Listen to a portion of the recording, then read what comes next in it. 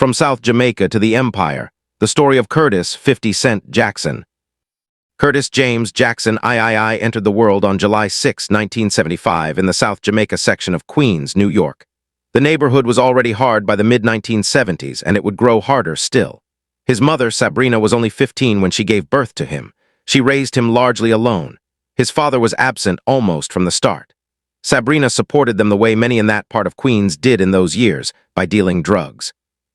Curtis later said the only people who seemed to have money in his childhood world were the hustlers. They became the models he saw up close.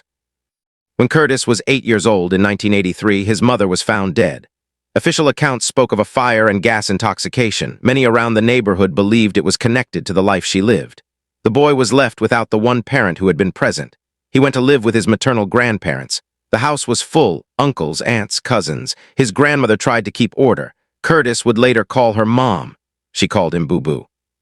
But the streets outside the house pulled harder than the rules inside it. By age 11 or 12, he was already moving product. At first, it was small, pieces of crack cocaine he could sell on the corners while his grandparents thought he was at after-school programs or the gym.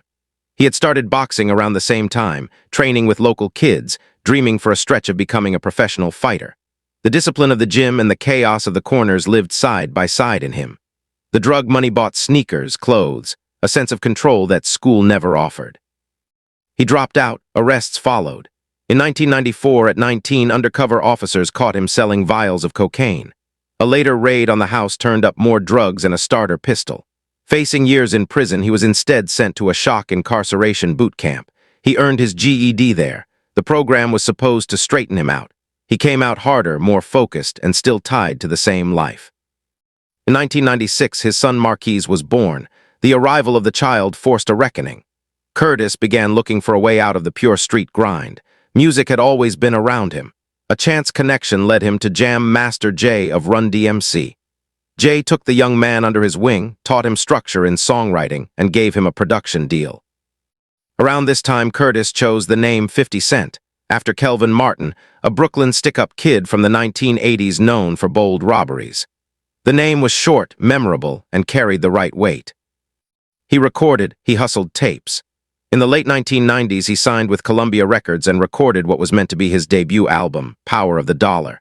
Tracks like How to Rob and Thug Love with Destiny's Child generated noise. The industry was watching. Then, on May 24, 2000, everything nearly ended. Outside his grandmother's former house in South Jamaica, Curtis was sitting in a car. He had stepped away briefly to retrieve jewelry. His young son was inside the house. His grandmother was outside. A gunman approached and opened fire with a 9 bullets struck Curtis, legs, arm, hand, hip, chest, and face. One tore through his cheek, damaging a tooth and leaving a permanent slight slur in his speech. Both legs were broken in multiple places. He was driven to the hospital and spent nearly 2 weeks there. The alleged shooter, Daryl Homicide Baum, was killed weeks later. Curtis later said that after surviving 9 shots at close range, he began to believe he must have a purpose.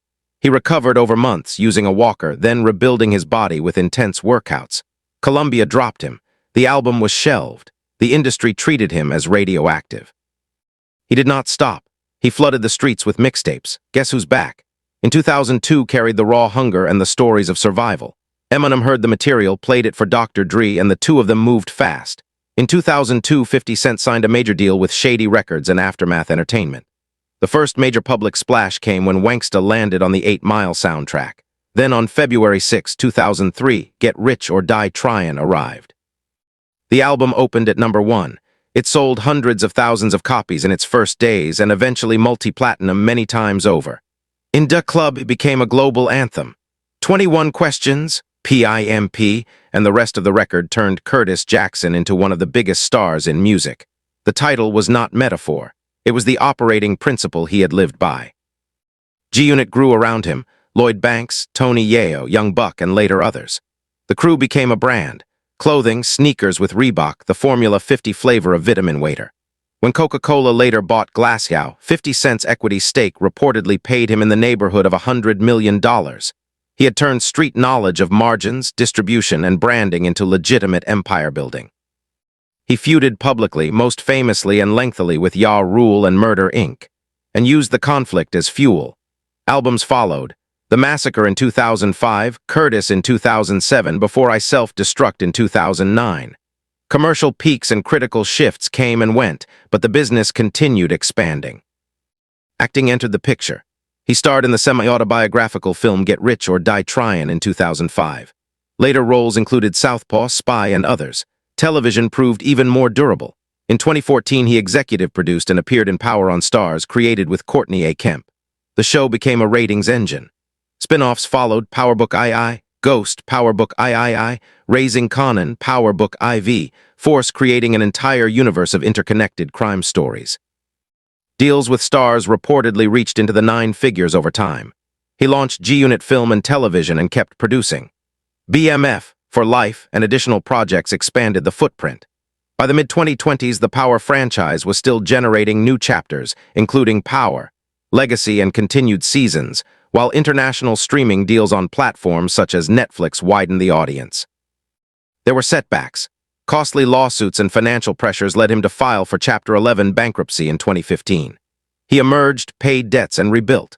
Spirits brands, Branson Cognac, Le Chemin du Roi Champagne, headphones, real estate, and a major studio and entertainment development push in Shreveport, Louisiana, through G-Unit Studios and a large property investment, became new pillars. He toured, including a large final lap run. He stayed active on social media, often combative, always visible. He has 2 sons. He has written books, including the memoir From Pieces to Weight, which laid out the early years in unfiltered detail. By 2026, Curtis Jackson is 51 years old. The kid who sold crack on Queens corners while his grandmother thought he was at the gym has become a television mogul, a producer with a multi-series universe, a businessman with stakes in spirits and real estate, and a cultural figure whose origin story remains one of the most dramatic in modern hip-hop. The scars from the 9 bullets are still there. The slight slur in the voice remains. The same focus that once organized drug corners now organizes production schedules, brand deals, and franchise expansions. The story is not a clean redemption arc. It is a survival arc that refused to stay small.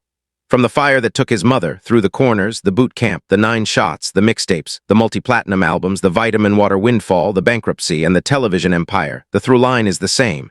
Get rich or die trying, and then once rich, keep building. In South Jamaica, the only people who looked like they had options were the ones who took them by force of will and risk. Curtis Jackson took them, survived the cost, and turned the cost into capital. That is the 1-hour story of 50 Cent, from childhood in the crack-era Queens streets to the present, still moving pieces on a board far larger than the one he started on. The Hustler's Blueprint. Curtis Jackson never studied business in a classroom. He learned it on the corners of South Jamaica, Queens, where the only people who looked like they were winning were the ones who controlled the product, the corners, and the cash flow. By 12, he was moving pieces of crack. By his late teens, he understood margins, supply, loyalty, and what happened when you let someone else on the game you were playing. Those lessons never left him. They simply changed form. When the music industry finally opened its doors and then slammed them shut after 9 bullets nearly ended him, Curtis did not beg for another contract. He flooded the streets with mixtapes, built heat the old way, and waited until the right partners came to him. Eminem and Dr. Dre handed him a platform. He used it to drop Get Rich or Die Tryin' and turned survival into a brand. G-Unit was never just a group of rappers. It was a flag. Clothing, sneakers, headphones, anything that could carry the name and the attitude became another stream. He treated the brand the way he once treated a package: protect it, expand it, and never let it sit still. Then came the water. In 2004, the people behind Vitamin Waiter offered him money to put his face on their bottles. Most artists would have taken the check, filmed the commercial, and moved on. Curtis looked at the offer the same way he once looked at a corner that someone else controlled. He asked for a piece of the company instead. A smaller upfront payment, his own grape flavor called Formula 50, and equity.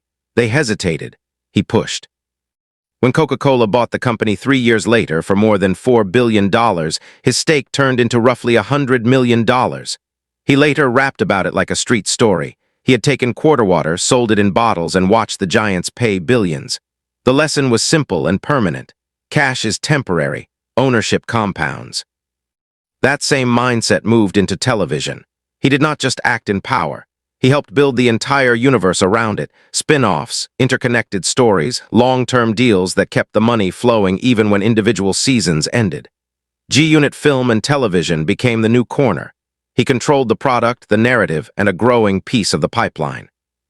When opportunities in real estate appeared in places other people overlooked, he bought property in Shreveport, Louisiana, and began turning undervalued land into studios and venues.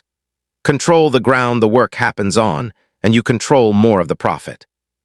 There were crashes. Lawsuits and overspending forced him into bankruptcy in 2015.